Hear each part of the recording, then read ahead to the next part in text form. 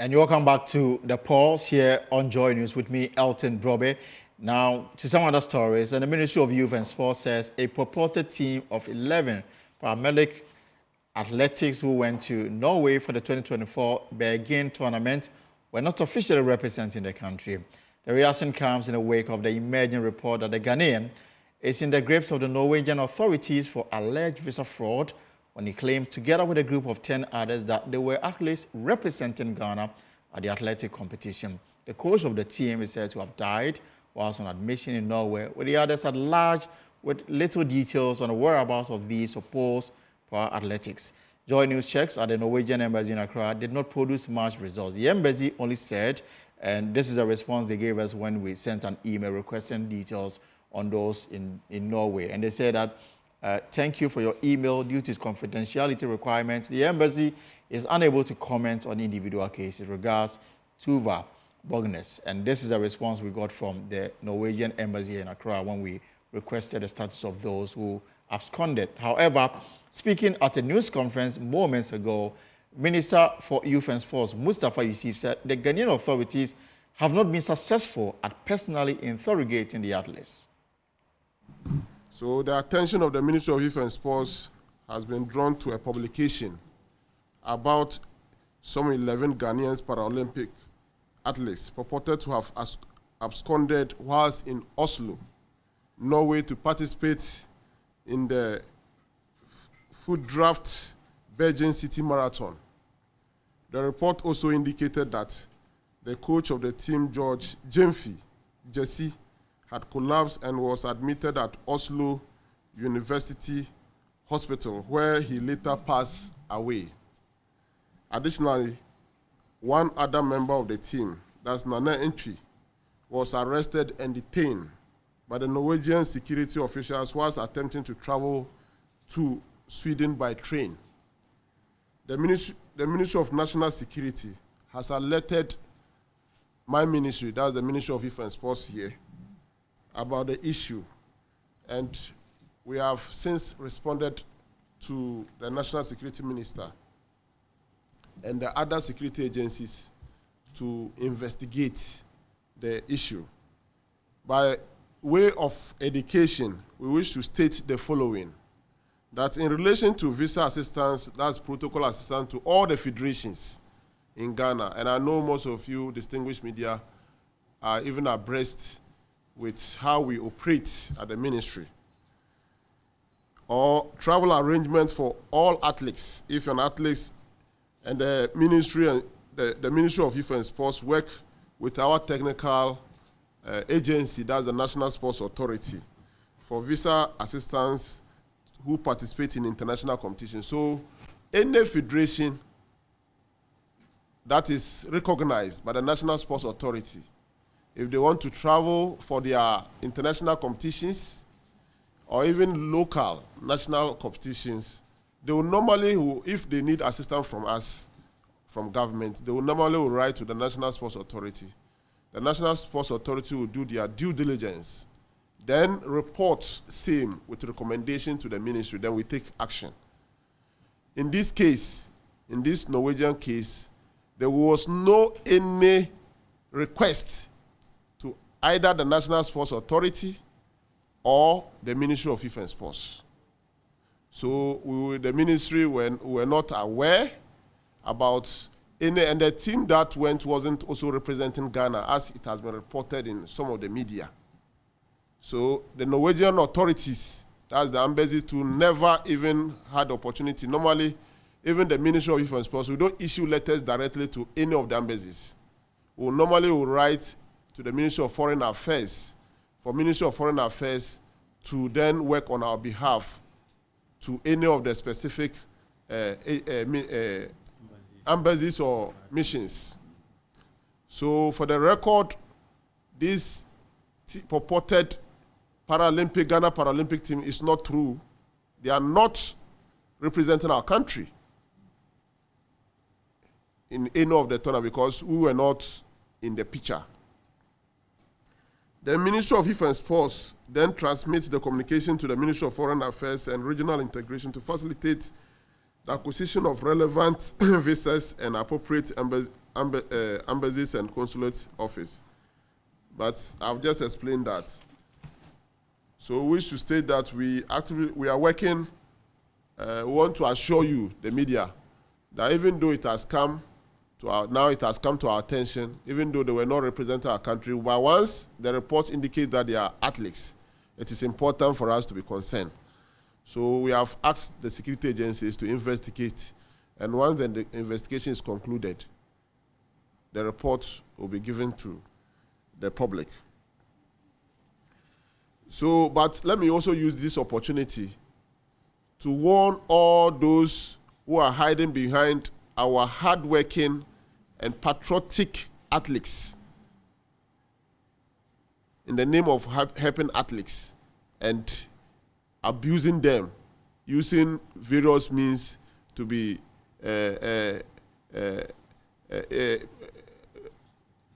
assistant, just is to secure travels for people. If it is genuine competition sanctioned by the International Federation body, all the federations are here, and that's why the Sports Act will normally ask you to report to the National Sports Authority. So if there is a genuine competition that you have to attend, we all know the procedure.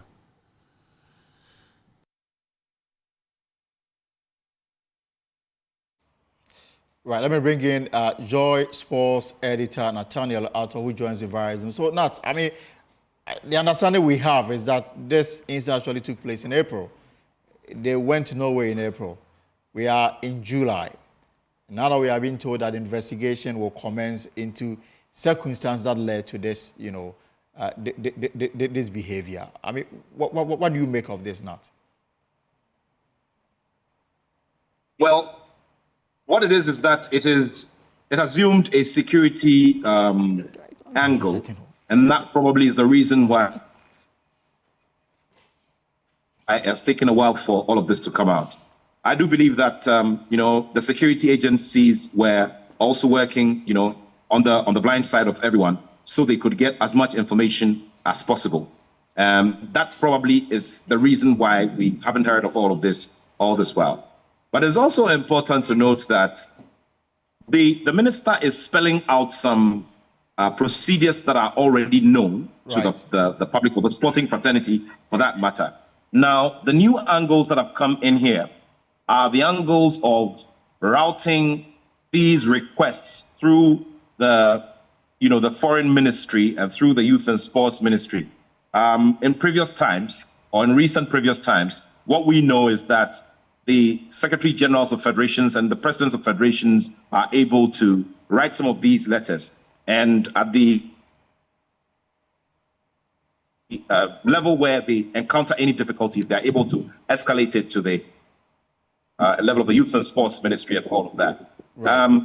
A lot of work needs to be done, Elton, because this is a plain issue of forgery, and everything around the facts of the case point towards forgery, and these will be given proof when the relevant persons within this story are taken before our courts. So we have to wait. We'll have to give it some time and look at the next step that our security agencies will be taking, because names have been mentioned in these reports. The letter that banned some individuals had specific names mentioned, and these persons are supposed to have conducted themselves in ways that are not, complementary of what we'd want to do, and are also flouting specific rules and regulations as to how officers of sporting associations have to conduct themselves. The issue where some of the individuals were also previous executives of an association also brings a lot to worry about, that previous executives of associations are able to have that level of access and are able to find their way around things. And away from all of this, without wanting to lay blame at the table of anybody or at the doorstep of anybody, I also think that our foreign missions need to look at their processes once again. Right. Because I believe that at the time when the said persons made those attempts to secure the visas, if some steps were taken, I know that, with experience, with travel experience, and with dealing with a lot of these embassies, what normally would happen is that sometimes by discretion, when they receive documents, they go through them and use their own internal processes to pass them. Yes. And there are certain situations too where these embassies would go the extra mile to make calls, contact specific organizations to verify whether the individuals who are applying for these visas are truly affiliated with these organizations. So I believe that every other embassy or foreign mission in this country also needs to just look at their processes again, because this matter was almost casting a lot of dirt on the work of the National Paralympic Committee, whose president is also the president of the African Paralympic Committee. So a lot of cleaning of house needs to be done. And what is important now is the step that the security agencies would take. Because Elton, you and I do not have the power to prosecute these cases. Yes. There are specific, rules and regulations within our laws as to how, or as to the processes that we need to go through to have these cases prosecuted. So we can only wait, and we can only hope that the right thing will be done, and the right message would have been sent to everybody else who intends to do anything similar in the future, so that precedence would be there, that example would have been set, and then people would take a back step anytime they have any of these sinister motives. But now, before I let you go, there's clearly an issue of, the complicity of people whose aim is to take money from the general public, present them as either journalists, as, sporting personalities, as doing this or that, and the aim is to get them the visa, and then they go. And then once you get there, whatever happens is your business. We know about the Australia issue and few other examples that we can cite. So what is it about sporting events and organization that makes it so easy for people to parade others as not representing what they are supposed to be, and then they're able to get the visas? I mean, to the extent that this is clearly damaging the reputation of the country in some of these embassies. It's a matter of the route.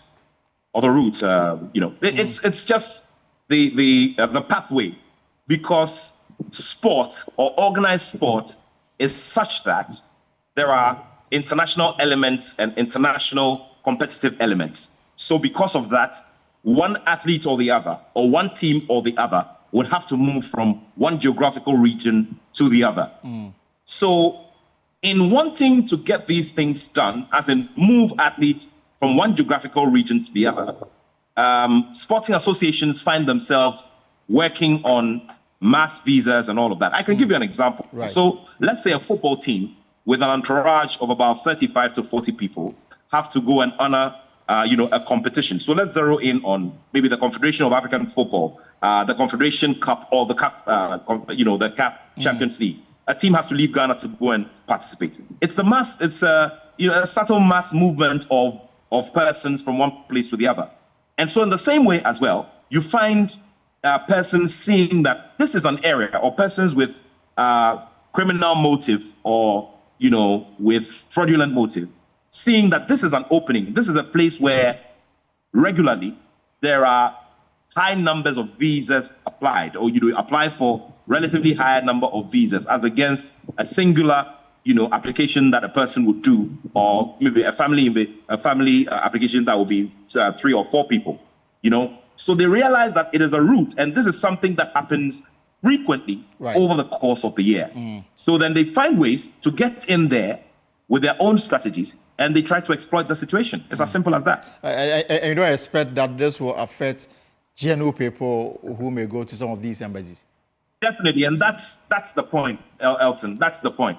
And that's the reason why I have a lot of high expectations of, in this case, the president of the National Paralympic Committee, because he has an even bigger responsibility. This is the very first time that a Ghanaian is taking that position as president of the African Paralympic Committee. Right. He has a big seat on the International Paralympic Committee seat, and it's important that his office takes those steps. I have been having regular conversations with the office, and I do know that they have taken some steps to liaise and communicate and share correspondence with these foreign missions, so that they can clear the air and make it known that the persons who did this did this on their own and in their own capacity, trying to impersonate and trying to forge. And of course, in this case, the National Paralympic Committee becomes a victim. We've had similar cases in the past. So what they need to do is to make sure that the name is clear. So a lot of engagement has to be done in the background, and that is something that is already happening.